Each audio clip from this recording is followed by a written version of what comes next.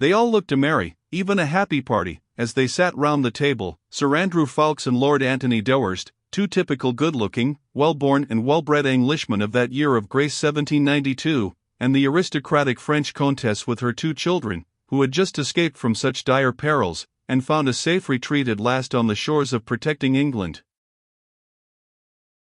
In the corner the two strangers had apparently finished their game. One of them arose, and standing with his back to the merry company at the table, he adjusted with much deliberation his large triple-caped coat.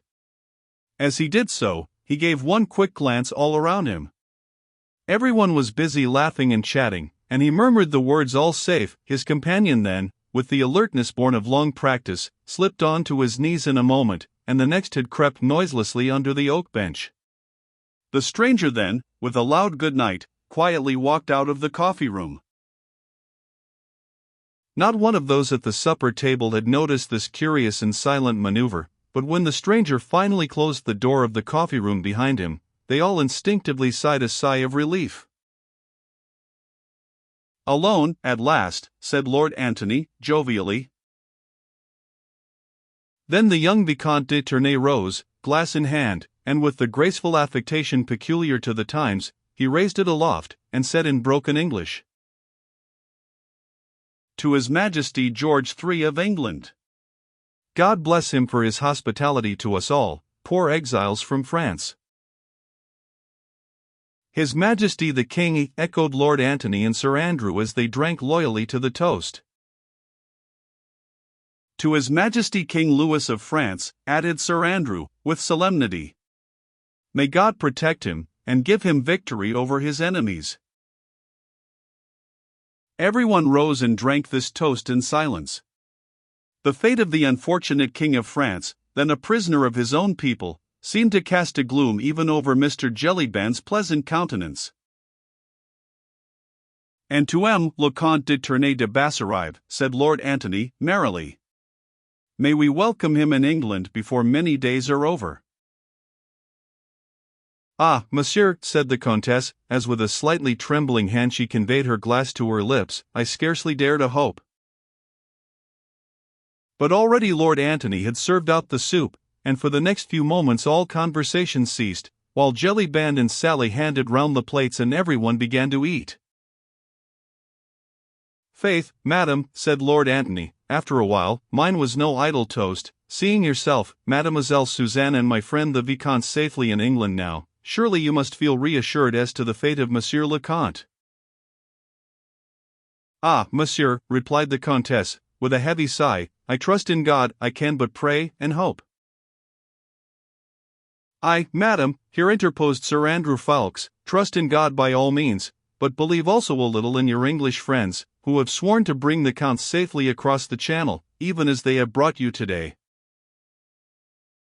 Indeed, monsieur," she replied, "I have the fullest confidence in you and in your friends. Your fame, I assure you, has spread throughout the whole of France. The way some of my own friends have escaped from the clutches of that awful revolutionary tribunal was nothing short of a miracle, and all done by you and your friends." "We were but the hands, Madame la Comtesse." "But my husband, monsieur," said the Countess, whilst unshed tears seemed to veil her voice, "he is in such deadly peril. I would never have left him, only there were my children. I was torn between my duty to him, and to them. They refused to go without me, and you and your friends assured me so solemnly that my husband would be safe. But, oh! Now that I am here, amongst you all, in this beautiful, free England, I think of him, flying for his life, hunted like a poor beast, in such peril. Ah! I should not have left him. I should not have left him." The poor woman had completely broken down. Fatigue, sorrow and emotion had overmastered her rigid, aristocratic bearing. She was crying gently to herself, whilst Suzanne ran up to her and tried to kiss away her tears. Lord Antony and Sir Andrew had said nothing to interrupt the Countess whilst she was speaking. There was no doubt that they felt deeply for her, their very silence testified to that, but in every century, and ever since England has been what it is, an Englishman has always felt somewhat ashamed of his own emotion and of his own sympathy. And so the two young men said nothing, and busied themselves in trying to hide their feelings, only succeeding in looking immeasurably sheepish. As for me, monsieur, said Suzanne, suddenly, as she looked through a wealth of brown curls across at Sir Andrew, I trust you absolutely, and I know that you will bring my dear father safely to England, just as you brought us today. This was said with so much confidence, such unuttered hope and belief, that it seemed as if by magic to dry the mother's eyes, and to bring a smile upon everybody's lips. Nay, you shame me, mademoiselle, replied Sir Andrew, though my life is at your service. I have been but a humble tool in the hands of our great leader, who organized and effected your escape. He had spoken with so much warmth and vehemence that Suzanne's eyes fastened upon him in undisguised wonder. Your leader, monsieur, said the Countess, eagerly. Ah! Of course, you must have a leader. And I did not think of that before. But tell me, where is he? I must go to him at once, and I and my children must throw ourselves at his feet, and thank him for all that he has done for us. Alas, madam, said Lord Antony, that is impossible. Impossible, why? Because the Scarlet Pimpernel works in the dark, and his identity is only known under a solemn oath of secrecy to his immediate followers. The Scarlet Pimpernel, said Suzanne, with a merry laugh. Why? What a droll name! What is the Scarlet Pimpernel, monsieur? She looked at Sir Andrew with eager curiosity. The young man's face had become almost transfigured. His eyes shone with enthusiasm, hero worship, love, admiration for his leader seemed literally to glow upon his face. The Scarlet Pimpernel, mademoiselle, he said at last, is the name of a humble English wayside flower, but it is also the name chosen to hide the identity of the best and bravest man in all the world, so that he may better succeed in accomplishing the noble task he has set himself to do. Ah, yes, here interposed the young Vicomte, I have heard speak of this Scarlet Pimpernel. A little flower, red, yes. They say in Paris that every time a royalist escapes to England the devil, Fouquier Tinville, the public prosecutor, receives a paper with that little flower designated in red upon it. Yes? Yes, that is so, assented Lord Antony. Then he will have received one such paper today? Undoubtedly. Oh! I wonder what he will say, said Suzanne, merrily. I have heard that the picture of that little red flower is the only thing that frightens him. Faith, then, said Sir Andrew, he will have many more opportunities of studying the shape of that small scarlet flower. Ah! Monsieur, sighed the Countess, it all sounds like a romance, and I cannot understand it all. Why should you try, madam?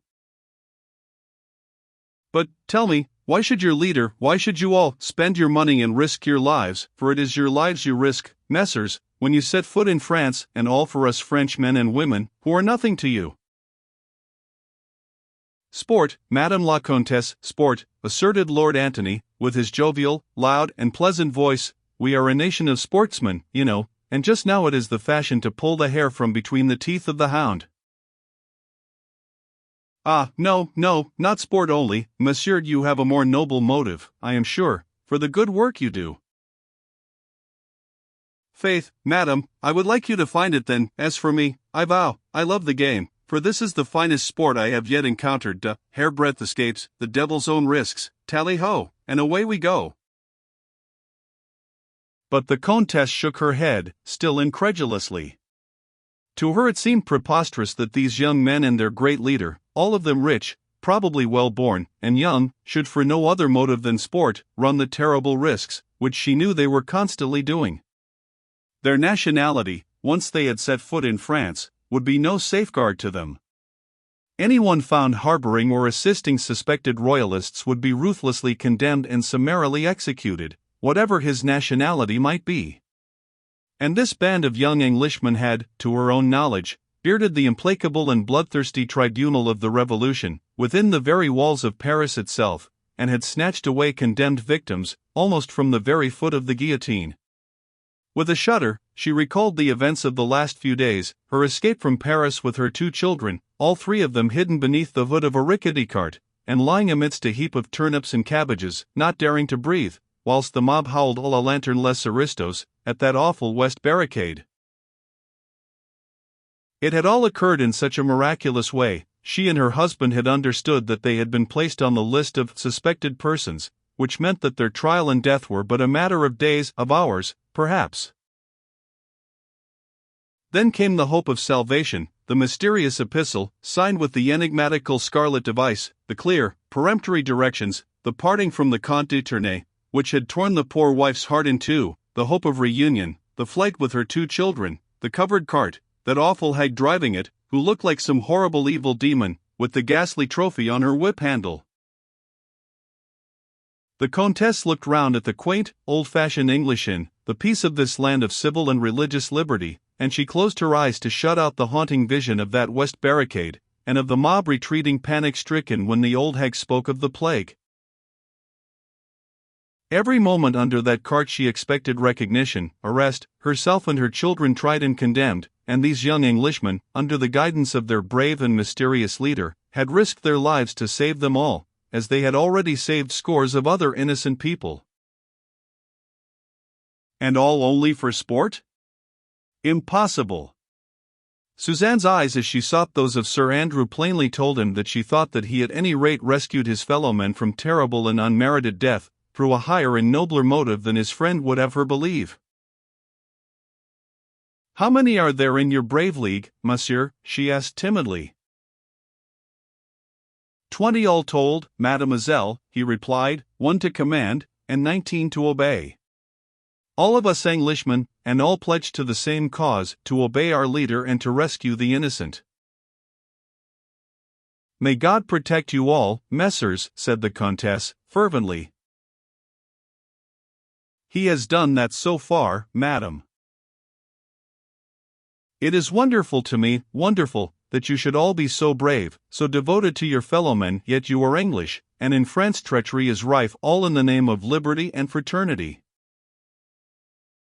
The women even, in France, have been more bitter against us aristocrats than the men," said the Vicomte, with a sigh.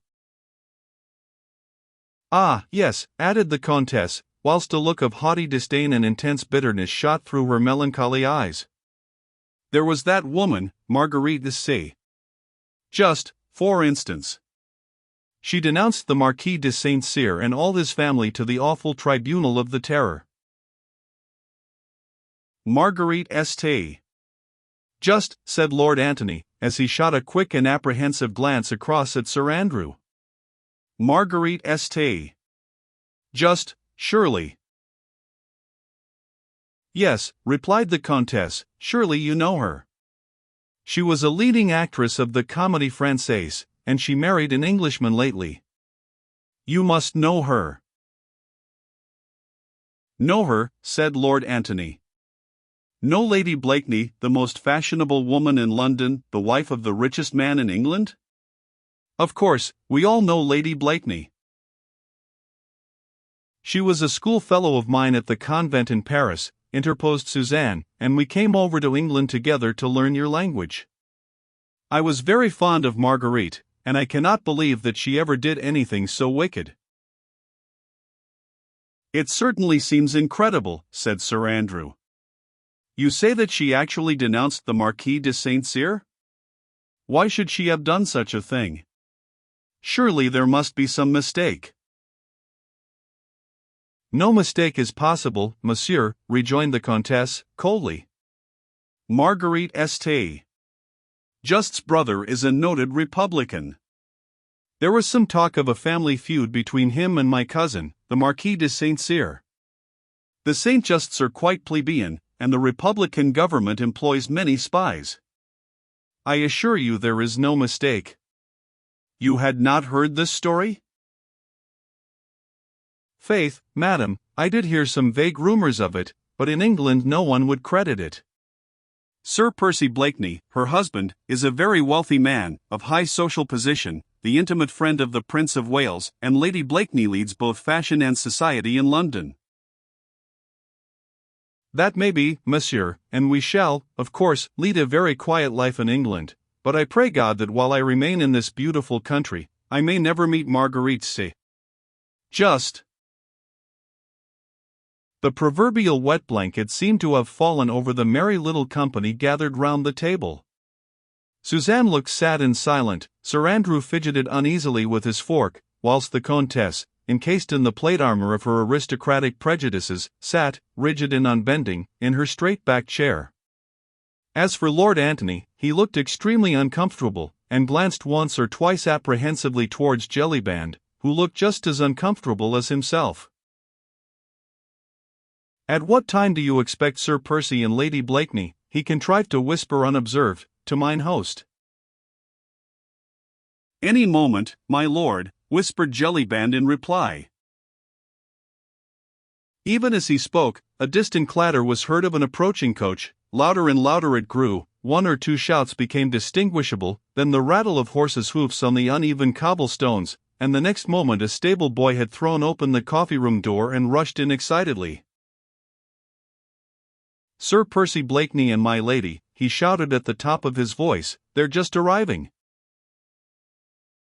And with more shouting, jingling of harness, and iron hoofs upon the stones, a magnificent coach, drawn by 4 superb bays, had halted outside the porch of the Fisherman's Rest.